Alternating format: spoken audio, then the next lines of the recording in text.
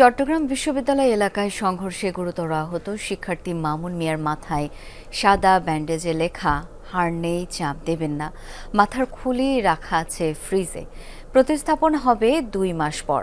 মাথার অস্ত্রোপচারের পর তার শারীরিক অবস্থার কিছুটা উন্নতি হয়েছে বলছেন চিকিৎসকরা। ৪ বছর আগে ২০২১ সালে চট্টগ্রামে আহত এক মেডিকেল শিক্ষার্থীর বেলাতেও দেখা গিয়েছিল এই চিত্র। পার্কভিউ হাসপাতালে ৫ দিন ধরে চিকিৎসাধীন সমাজতত্ত্ব বিভাগের শিক্ষার্থী মামুন মিয়া। মাথায় সাদা ব্যান্ডেজে লেখা হার নেই, চাপ দেবেন না।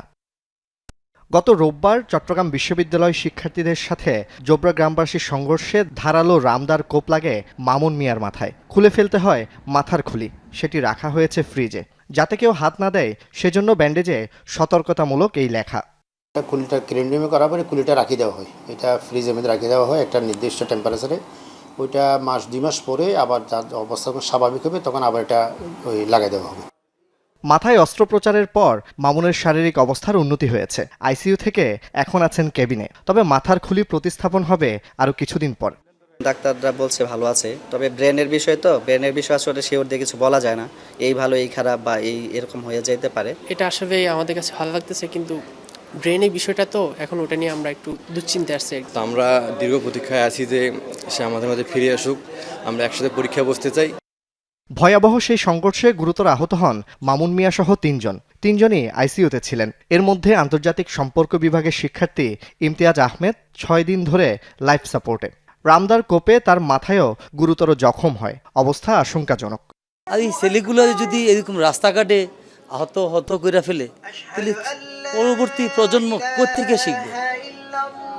আমরা তো অনেক কিছু হারাই ফেলতেছি। তার আসলে অবস্থাটা এখন এমন অবস্থায় আছে যে মানে খুব বেশি উন্নত বলা যাচ্ছে না, আবার অবনতিও বলা যাচ্ছে না, একটা জায়গায় স্থির হয়ে গেছে। শুধু একটাই অপেক্ষা, সাইমের জ্ঞানটা একবার ফেরুক, কিন্তু সাইমের অবস্থার কোনো উন্নতি হচ্ছে না। আমরা যেন আবার ঠিকভাবে সাইমের সাথেই ক্লাস করতে পারি, এই একটা আশা নিয়ে আমরা সবাই এখানে ওয়েট করতেছি। এছাড়া গুরুতর আহত আরেকজন ইসলামিক স্টাডিজ বিভাগের শিক্ষার্থী নাজমুল ইসলামকে উন্নত চিকিৎসার জন্য পাঠানো হয়েছে ঢাকায়।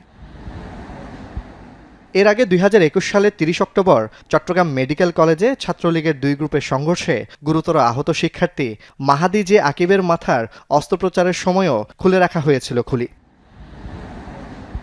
জোবায়েদ ইবনে শাহাদাত, যমুনা নিউজ, চট্টগ্রাম।